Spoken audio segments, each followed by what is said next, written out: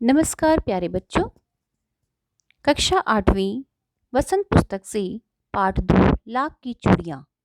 आइए पढ़ते हैं। इसके कहानीकार हैं कामता नाथ जी। कहानी कुछ इस प्रकार है। सारे गांव में बदलू मुझे सबसे अच्छा आदमी लगता था, क्योंकि वह मुझे सुंदर सुंदर लाख की गोलियां बना कर देता था।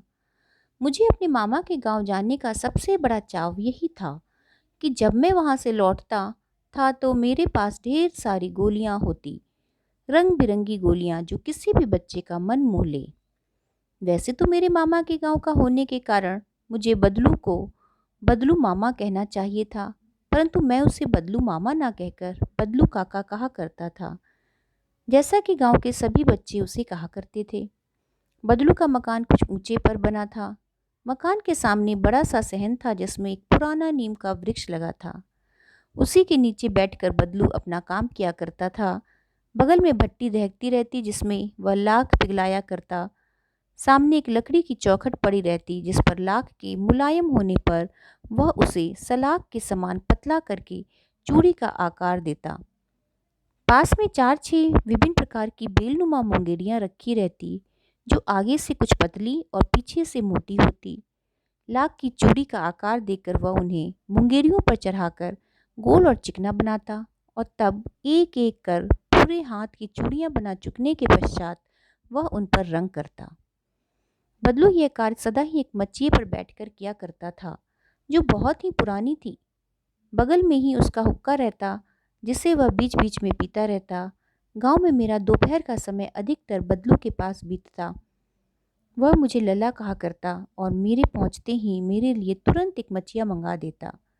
मैं घंटों बैठे बैठे उसे इस प्रकार चूड़ियां बनाते देखता रहता। लगभग रोज ही वह 4-6 जोड़े चूड़ियां बनाता। पूरा जोड़ा बना लेने पर वह उसे बेलन पर चढ़ाकर कुछ क्षण चुपचाप देखता रहता, मानो वह बेलन ना होकर किसी नववधु की कलाई हो।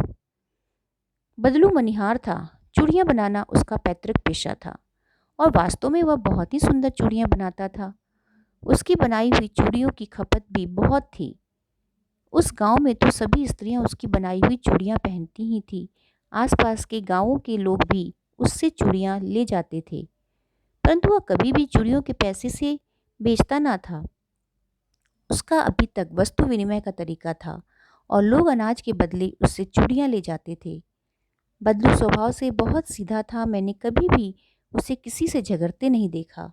हाँ, शादी विवाह के अवसरों पर वह अवश्य जिद पकड़ जाता।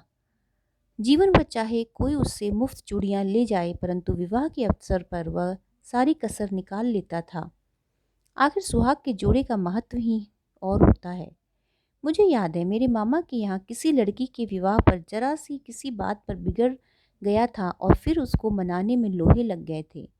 विवाह में इसी जोड़े का मूल्य इतना बढ़ जाता था कि उसके लिए उसकी घरवाली को सारे वस्त्र मिलते, ढेरों अनाज मिलता, उसको अपने लिए पगड़ी मिलती और रुपए जो मिलते सो अलग।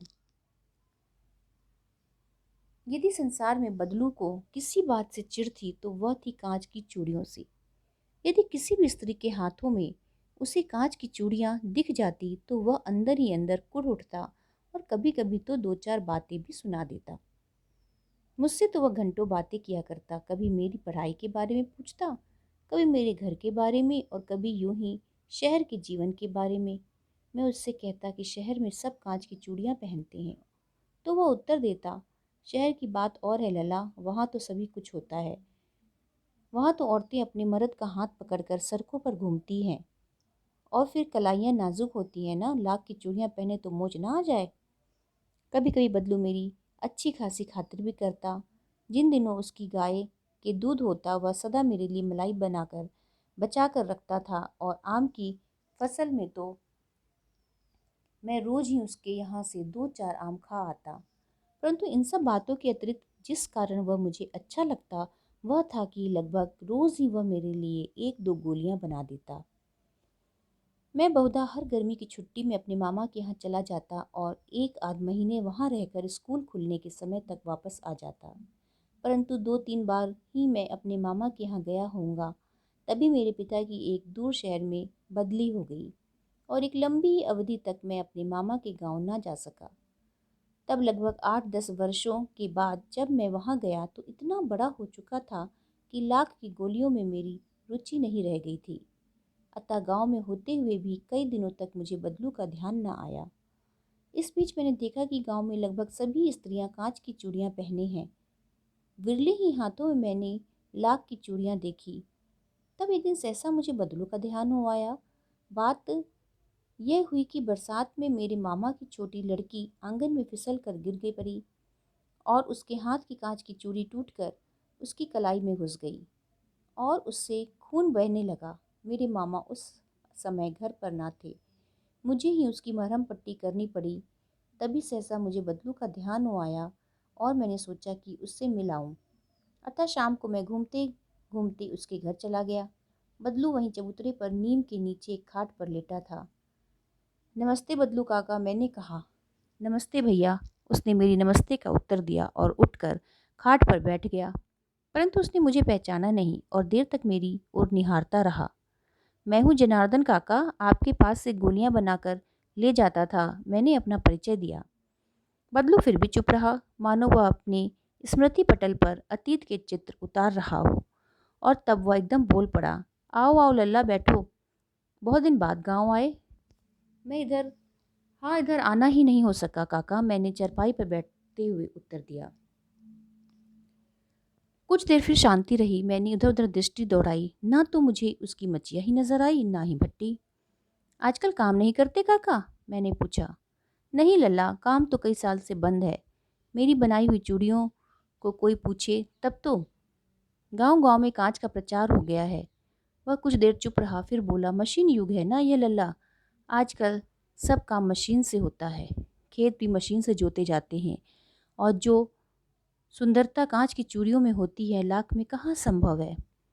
लेकिन कांच बड़ा खतरनाक होता है, बड़ी जल्दी टूट जाता है, मैंने कहा। नाजुक तो फिर होता है लल्ला। कहते कहते उसे खांसी आ गई और वह देर तक खांसता रहा। मुझे लगा उसे दमा है। अवस्था के साथ साथ उसका शरीर ढल चुका था।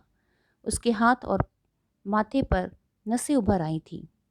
जाने कैसे उसने मेरी शंका भांप ली और बोला, दमा नहीं है मुझे, फसली खांसी है, यही महीने 2 महीने से आ रही है, 10-15 दिन में ठीक हो जाएगी। मैं चुप रहा। मुझे लगा उसके अंदर कोई बहुत बड़ी व्यथा छिपी है। मैं देर तक सोचता रहा कि इस मशीन युग ने कितने हाथ काट दिए हैं। कुछ देर फिर शांति रही जो मुझे अच्छी नहीं लगी। आम की फसल अब कैसी है काका? कुछ देर पश्चात मैंने बात का विषय बदलते हुए पूछा। अच्छी है लल्ला, बहुत अच्छी है, उसने लहक कर उत्तर दिया और अंदर अपनी बेटी को आवाज़ दी, अरे रज्जो, लल्ला के लिए आम तो ले आ। फिर मेरी ओर मुखातिब होकर बोला, माफ़ करना लल्ला, तुम्हें आम खिलाना भूल गया था।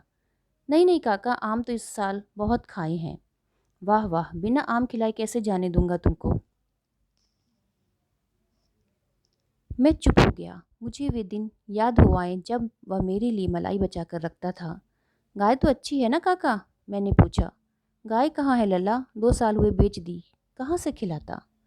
इतने में रज्जो उसकी बेटी अंदर से एक डलिया में ढेर से आम ले आई। यह तो बहुत है काका, इतने कहाँ खा पाऊंगा, मैंने कहा। वाह वाह, वह हंस पड़ा। शहरी ठहरे ना, मैं तुम्हारी उम्र का था तो इसके चौगुने आम एक बखत में खा जाता था। आप लोगों की बात और है, मैंने उत्तर दिया। अच्छा बेटी, लल्ला को 4-5 आम छांट कर दो, सिंदूरी वाले देना, देखो लल्ला कैसे हैं, इसी साल यह पेड़ तैयार हुआ है। रज्जू ने 4-5 आम अंजलि में लेकर मेरी ओर बढ़ा दिए। आम लेने के लिए मैंने हाथ बढ़ाया तो मेरी निगाह एक क्षण के लिए उसके हाथों पर ठिठक गई। गोरी गोरी कलाइयों पर लाख की चूड़ियाँ बहुत ही फब रही थी। बदलू ने मेरी दृष्टि देख ली और बोल पड़ा, यही आखिरी जोड़ा बनाया था जमींदार साहब की बेटी के विवाह पर। 10 आने पैसे मुझको दे रहे थे, मैंने जोड़ा नहीं दिया, कहा शहर से ले आओ। मैंने आम ले लिए और खाकर थोड़ी देर पश्चात चला गया। मुझे प्रसन्नता हुई कि बदलू ने हार कर भी हार नहीं मानी थी। उसका व्यक्तित्व कांच की चूड़ियों जैसा न था कि आसानी से टूट जाए। धन्यवाद।